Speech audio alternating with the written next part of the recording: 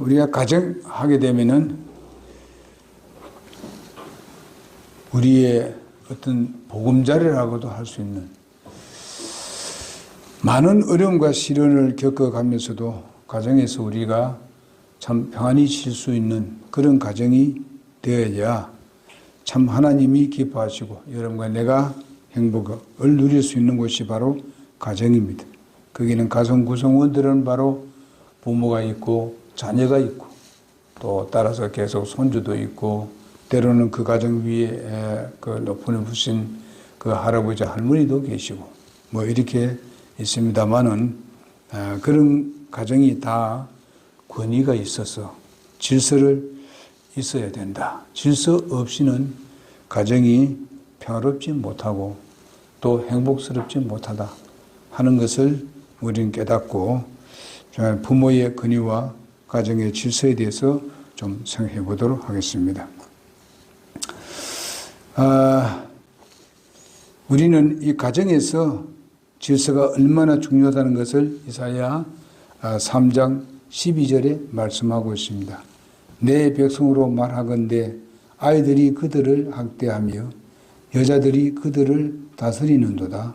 또 내 백성아 너를 인도하는 자들이 너로 하여금 잘 못하게 하며 내 행로들의 길을 무너뜨리느니라 하는 아주 이사야 선지자가 이렇게 우리에게 경고해 주는 말씀도 있습니다.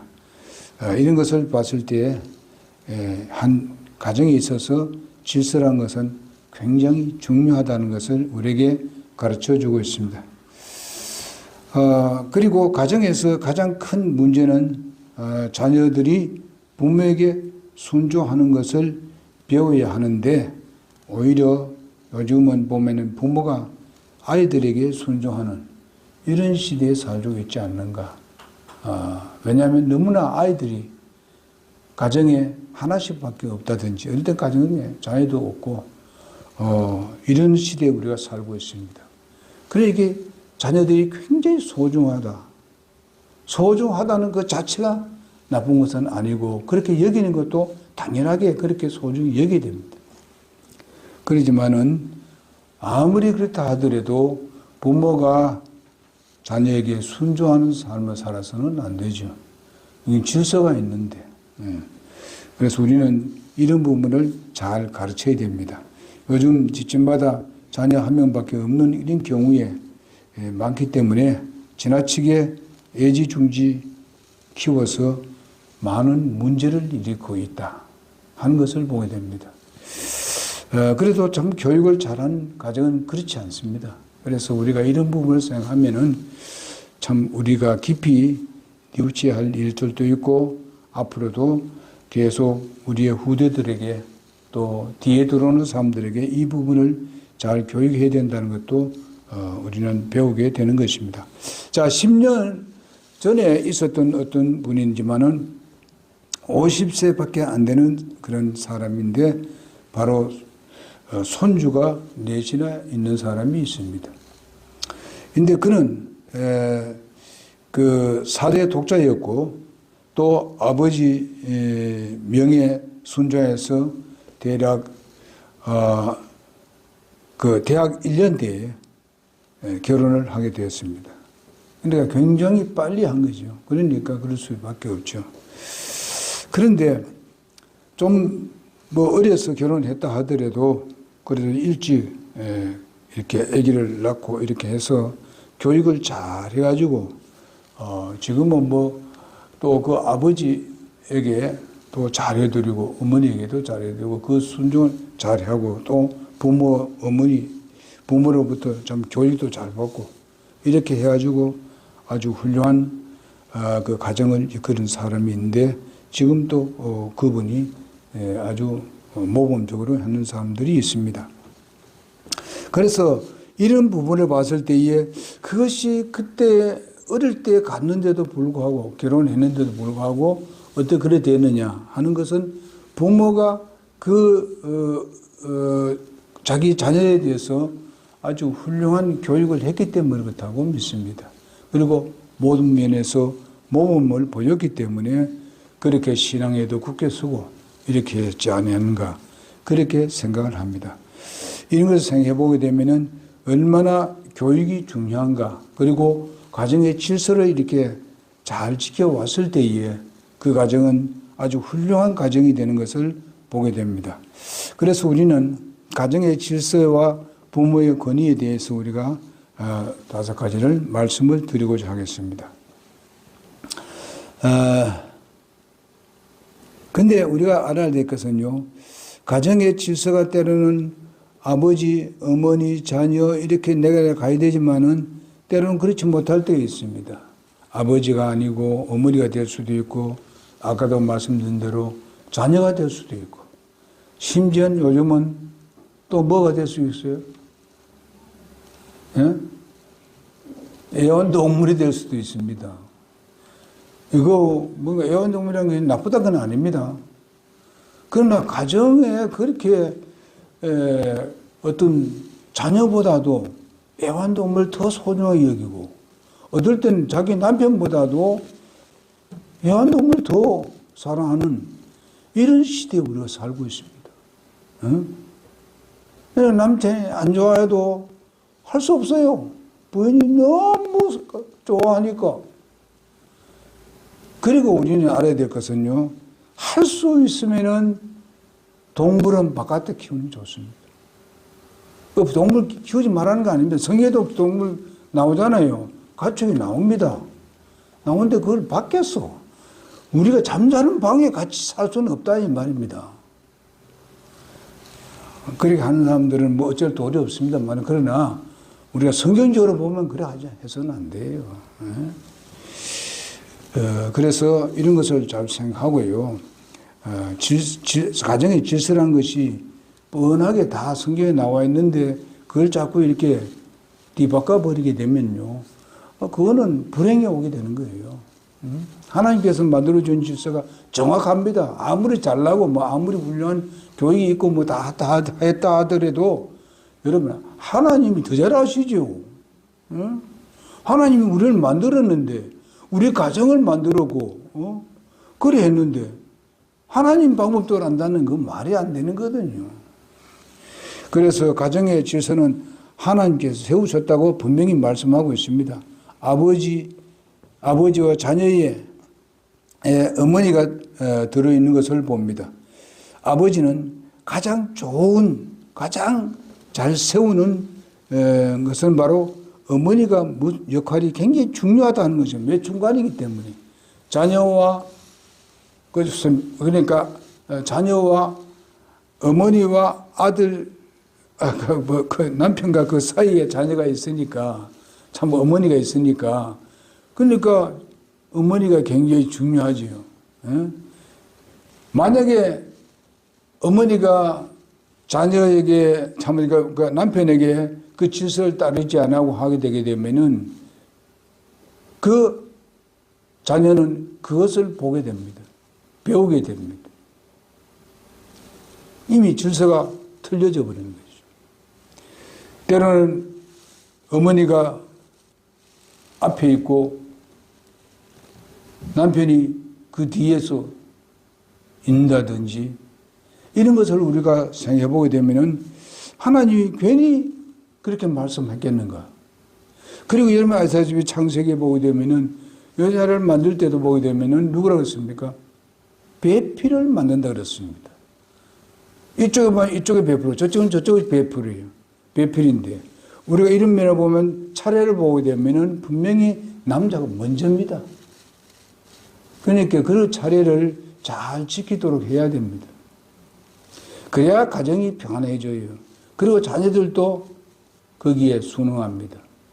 그러니까 잘 할 수 있도록 노력을 해 주시길 바랍니다. 그것이 하나님의 뜻이니까 그래요.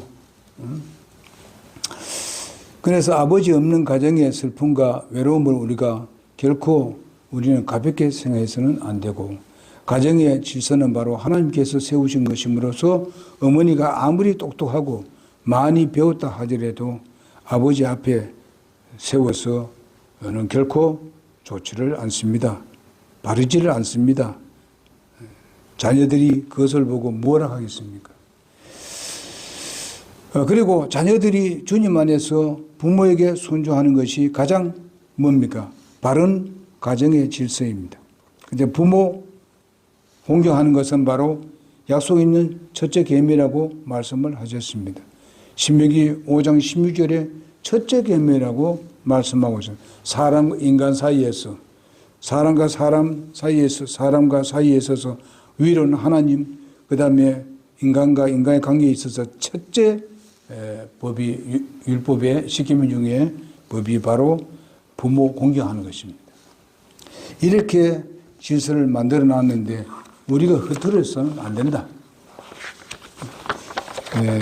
때로는 뭐 남편이 자기만큼 못 배우고 또 자기만큼 모르고 뭐 이런 것이 있을지 모릅니다.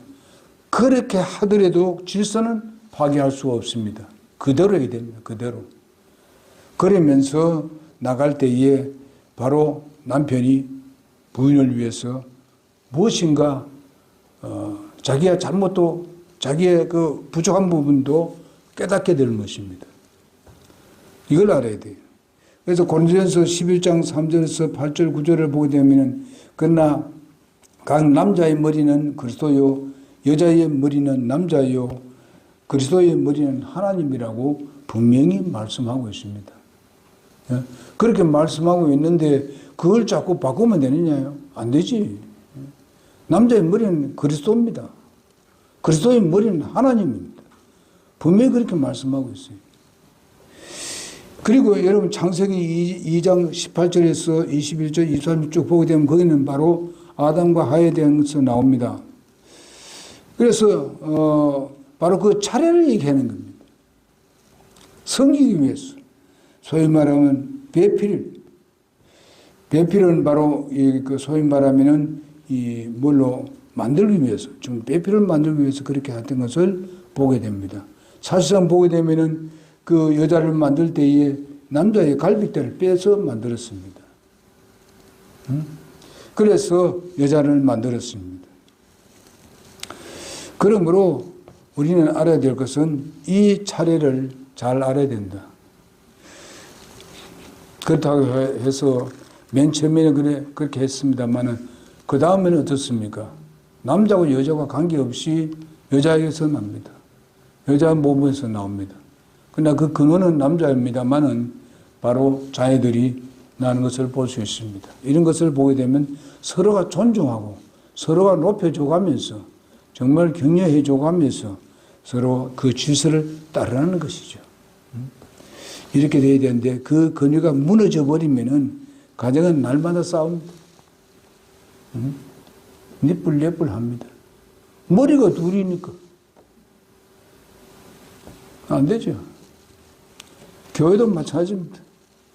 교회는 머리는 예수님인데 목사는 머리 노릇을 하고 뭐 집사는 뭐 하고 누구는 문사는 해버리고 뭐 일반 교회에서는 보게 되면 돈 가지고 막 그냥 이래라 저래라 막 해버리고 말이죠. 일반 교회에서는 계급이 있잖아요. 우리 교회는 계급 없습니다. 성경은 계급, 교회 안에 계급을 안 만들어 놨어요. 계급을 만들어 놓고 자꾸 싸움이 일어나는 거예요. 갈라져 버리고.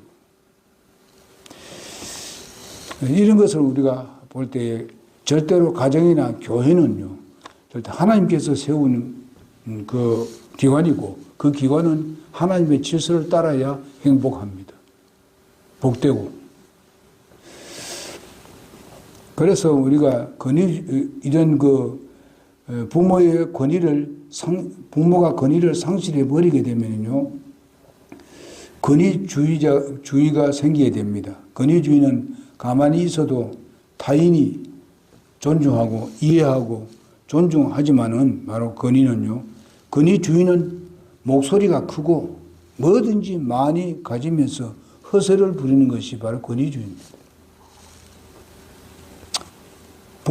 그래서 이런 것을 우리가 보게 되면요, 옛날에는 이 남편만이 나가서 일을 하기 때문에 그래서 어떤 돈의 부분에 대해서 남편이 권위를 가지고 있는 것을 봅니다. 그러나 요즘은 어떻습니까? 남녀가 다 같이 벌뿐만 아니라 때로 보면은 모든 통장은 여인들이 다 가지고 있습니다. 그래서 그걸 가지고 티격태격 싸우는 사람들이 많습니다. 뭐 다는 그런 건 아닙니다. 통장이. 그래서 이렇기 때문에 문제가 되고, 또 제가 이제 그 텔레비에서 봤습니다만은 이 울산에도 그게 심하다는 거죠. 왜냐하면은 여인들은 거의 다 이제 요즘은 거의 다 많이 이제 일을 안 하지만 그렇지 못할 때는 전부 통장은 전부 다 그쪽으로는 돈이 그럼 다 들어가 버리죠. 통장은 저 부인 가지고 있고. 부인이 어디요? 자기 맘대로 돌아다닌다는 거죠. 네? 남편이 일하는 중에 돌아다니면서 심지어는 나쁜 짓도 하고 돌아다니고 일한다는 거예요.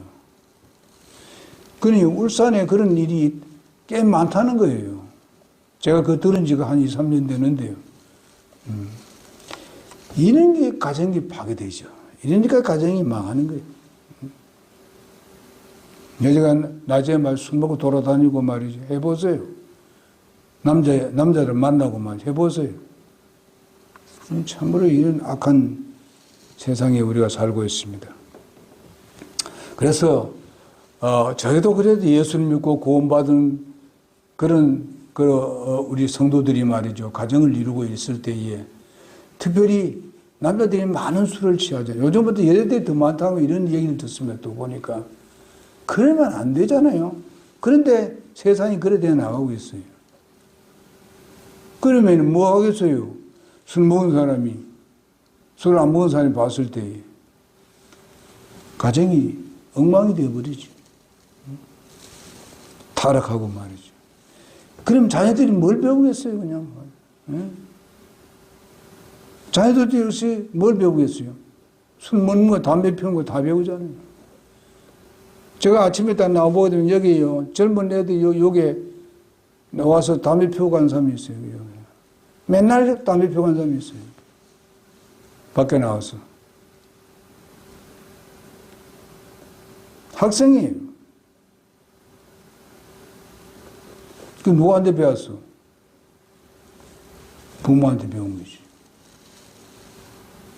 그래서 그렇게 해서 가정을 정말 아주 무질서하게 만들고 가정을 파괴하는 이런 일이 오늘날 세상에 많습니다. 그래서 특별히 교회 자매들은 내 남편이 지금 교회 다니고 정말 이렇게 다니면서 술, 담배 안 먹는 데 대해서 감사하고 살아야 돼요. 고맙게 생각하고 살아야 돼요.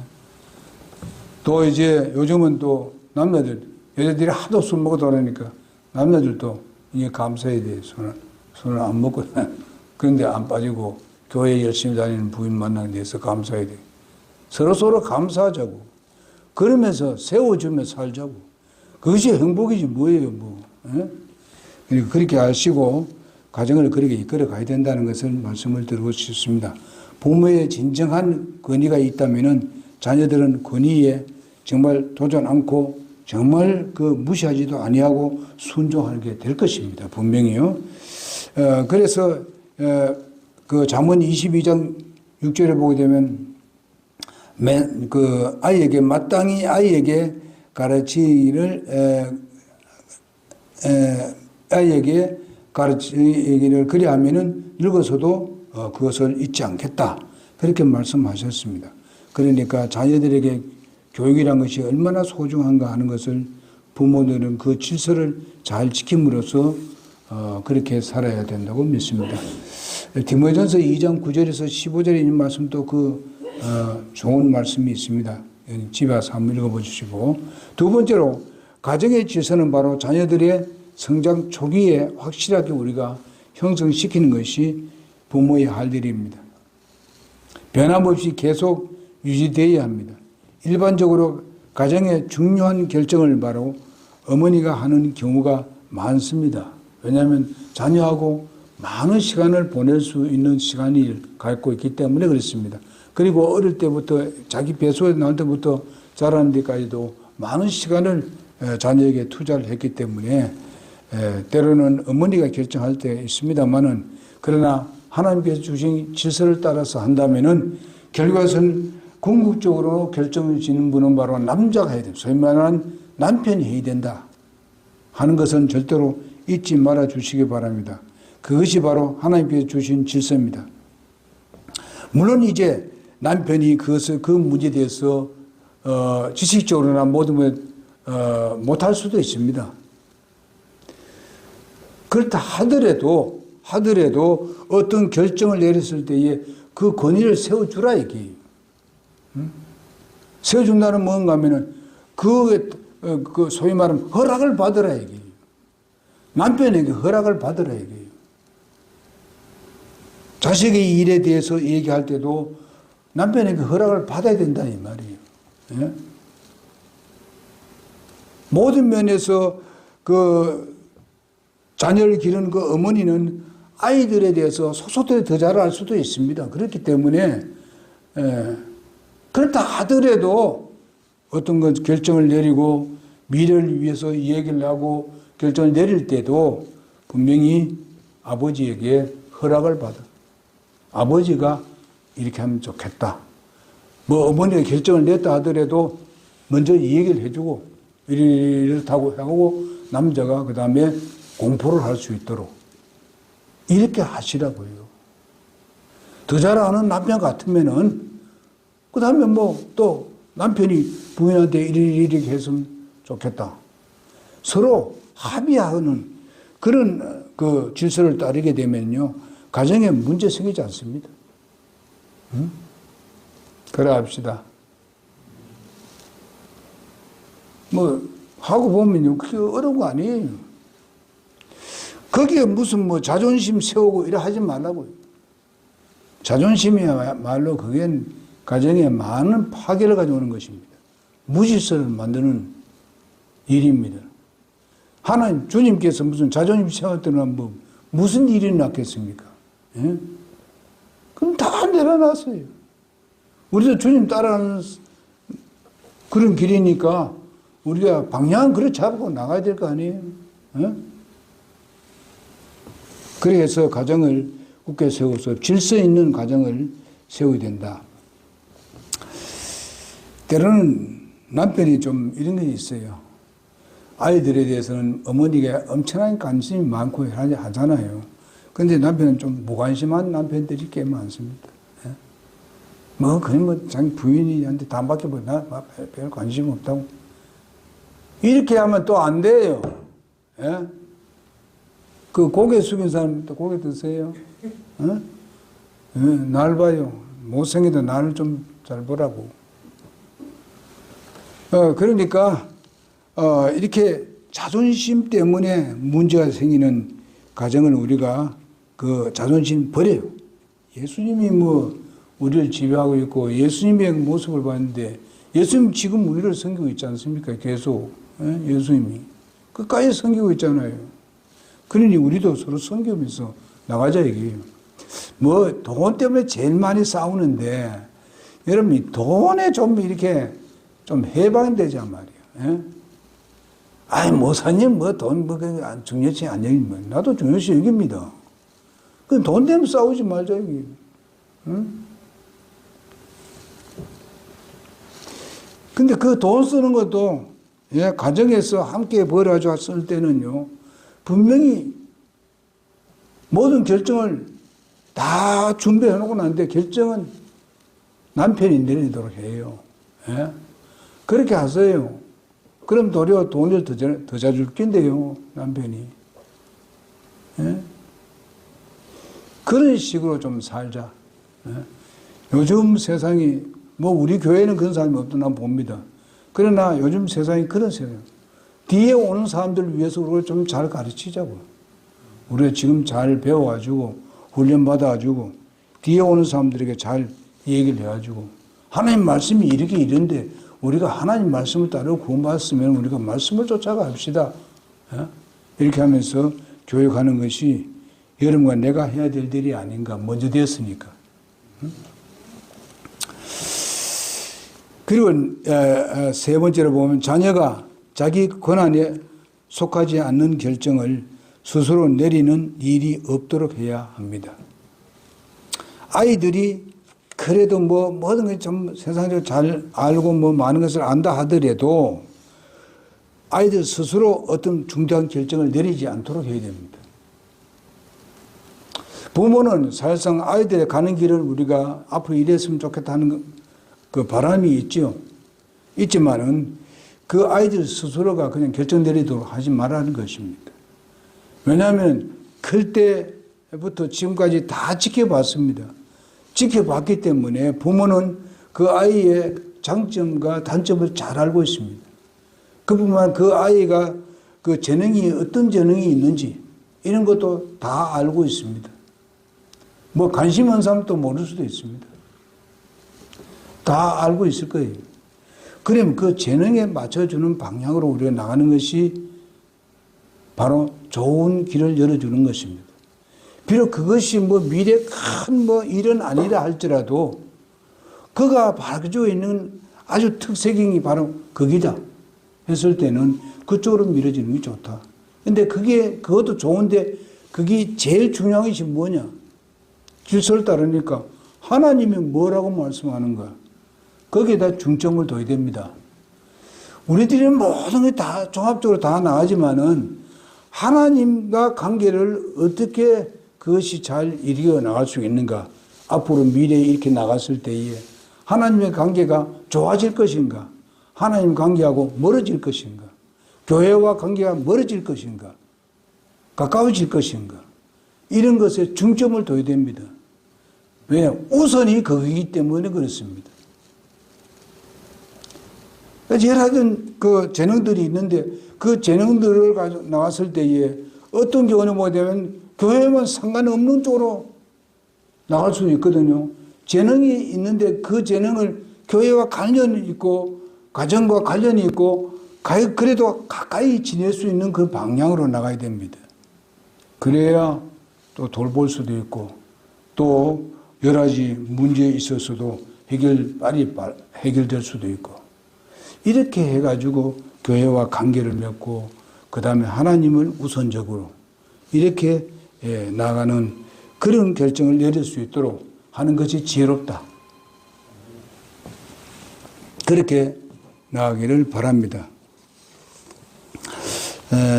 그래서 이것은 바로 아이들이 바로 안정감을 심어주기 위해서도 꼭 필요한 것이 바로 그들 스스로가 어떤 것을 결정 내리지 않도록 해야 됩니다. 아직까지도 그들은 성숙되지 못하고 어떤 결정을 내릴 수 있는 그런 분별이 훨씬 부모만 못하기 때문에 그런 것을 마음에 두어야 합니다. 그래서 이런 문제들은 아주 굉장히 중요한 문제들입니다. 가끔 자녀를 너무 어린애 취급해서도 안 됩니다. 그리고 그것은 바로 부모의 그 인습이 그렇게 할 수도 있습니다. 너무나도 어리다 취급해가지고 아예 이야기를 무시해버리는 이런 것도 안 좋습니다. 그러니까 많은 의견도 듣고 그러면서 다 듣고 난 뒤에 네가 자라올 때는 이렇게 이랬고 내가 이런 모습도 봤고 이런 얘기를 해가면서 그 다음에 어떤 것을 결정을 할 때에 그 제의를 하게 되면은 그 자녀들이 수긍할 수가 있는 것이죠. 그렇지 않을 때는요 문제가 많이 생깁니다. 그래서 항상 어떻습니까? 부모는 아이가 그만큼 자랐는데도 불구하고 때로는 결혼을 했는데도 불구하고 부모들은 항상 어린애같이 취급합니다. 그러잖아요. 지금 경태가 이미 많이 자라도 15살 되거든요. 그런데 우리 집사람이 얘기하는 거 보게 되면 옛날에 젖 먹을 때 얘기하는 거예요. 젖 먹을 때 경태를 다루듯이 그래 다루려고 했네. 그러면 안 되지. 이제는. 그러니까 할머니나 부모들은 자녀에 대한 걸 보면 항상 어린애 같아. 어린애. 나이가 그렇잖아요. 그냥 제가 그때 한번 예를 들었잖아요. 우리 어머니 어디가 뭐 이제 밤에 지날 그 가게 갈 때도 그러잖아요. 아유, 야, 차 조심해래. 차 타들 잘 타라니, 뭐. 올 때까지 잠만 안 자고 있는 거지. 예? 와야 자는 거지. 벌써 아이들이 셋이나 나와가지고 말이지. 학교 다 다니고 있는데, 그래 한다고요. 그래, 나중에 내가 생각하면, 부모들은 이게 나이가 많아도, 자식에 대해서는 항상 어리게 보는구나. 예? 그래요. 우리가 그런 마음은 우리가 알아줘야 되죠. 부모는 이런 마음 가지고 있구나 하면서 그것 때문에 뭐 이래 할 필요는 없지요. 도리어 감사하다고 생각하는 그런 마음을 갖는 것이 안 좋을까? 그렇잖아요. 걔 알아서 합니다. 나도 그렇게 이해합니다. 알아서 다 한다고. 그 나이에 이제 다 할 줄 안다고. 이렇게 합니다. 그런데도 안 돼. 우리 집사는 그래 안 되더라고, 보니까. 경태 이해해라. 할머니 그래도 이해해라. 응? 이해해야 돼. 할머니는 항상 그래, 내같이 생각한다. 그렇지만은 우리가 너무 그러지 말자. 부모 돼가지고 아이들을 어느 정도 이만 성장했으면 그 위치에서 좀 이렇게 하려고 노력을 해야 되지. 그러려고. 뭐 전에 한 예를 든 적이 있습니다만은요. 그 어떤 사람이 그 초보 운전을 하는데 목사님이 잔소리를 하니까 운전을 하는데 목사님이 딱 탔는데 잔소리를 자꾸 하는 거예요. 야, 왜 그렇게 빨리 하느냐? 왜 그래 빨리 그냥 브레이크를 밟느냐? 근데 그러면 왜 그렇게 빨리 세게 밟느냐? 뭐 어떻게 하고 말이지. 자꾸 그렇게 잔소리를 많이 하니까 그 사람이 어떻게 생각하냐면 오늘은 목사님이 하나님께 기도하기를 하나님 오늘 목사님이 아무 소리 하고 가만히 계시게 해달라고 기도했다는 겁니다. 이건 실제 얘기합니다. 그렇게 잔소리하는 걸 들어도 자기는 안 좋아했는데 나중에 자기가 어느 날 가니까 목사님이 뒤에 타는데 잠을 후 자더라고요. 멀리 가는데 이야 오늘 이상하네. 한 말씀도 안 하시고 주무시네. 이러더랍니다. 그래서 나중에는 목사님이 그래 하더라고요. 야 이제는 네 마음대로 해라. 그래 이제 마음대로 운전했답니다. 그런데 몇 년을 했는가 10년간 15년간 했는데 전혀 한 번도 사고가 안 냈다는 거예요. 그러니까 그분이 뭐 생각이 뭔가 하면 목사님 잔소리 많이 하더만 그 덕이구나. 그렇게 하더랍니다. 그래서 어른들이 좀 잔소리 하더라도 기분 나쁘게 생각하지 말라. 잘 되라고 잔소리 하지 못되로 잔소리 하지 않습니다. 기분 나쁘게 생각하지 말라고요. 그래요. 실제적으로요. 그래서 왜냐하면 부모가 또 어른이 돼가지고 이렇게 관심이 많은 사람들은요 가끔 잔소리 합니다. 그러더라도 잘 들어요. 예? 들어서 뭐 나쁜 건 없어요. 결국은 잘 되라 하는 거지. 무사하고 내라고. 예? 그래 하는 거 아닙니까? 아들에게 잔소리 같지만은 처음부터 말씨, 옷 입는 거, 씻는 거, 닦는 것, 인사하는 거, 깨끗이 하는 거, 공중석상에서 어떻게 질서를 지켜야 되고, 잔소리 같지만 이런 건 잘 얘기해 줘야 됩니다, 부모가. 그렇게 하게 되면은 그 자녀가 나중에 커서 좋은 인격으로 나타나는 거예요. 뭐 어디 공중석상에 가가지고 와 돌아다니고 그냥 뭐 이래 해가지고 소리를 질러가면서 왔다 갔다 해버리고 그 아이들은 그거 잘 모르고 그러거든요. 이거 괜찮은 줄 알거든. 아니거든요. 어릴 때부터 그걸 가르쳐 줘야 돼요. 이런 것도 우리가 깊이 생각을 해야 됩니다. 이게 그냥 잔소리 같지만은 굉장히 중요한 거예요. 잘 얘기해 주고 하게 되면은 나중에 그 아이가 좋은 인격자 돼가지고, 야, 저 아이는 참 뭔가 다르다. 이렇게 하죠. 그렇게 우리가 좀 질서 있는 가정, 자녀 교육에서도 참 질서 있게 그렇게 가르치는 여러분과 내가 되기를 바랍니다. 오늘 여기까지만 하겠습니다.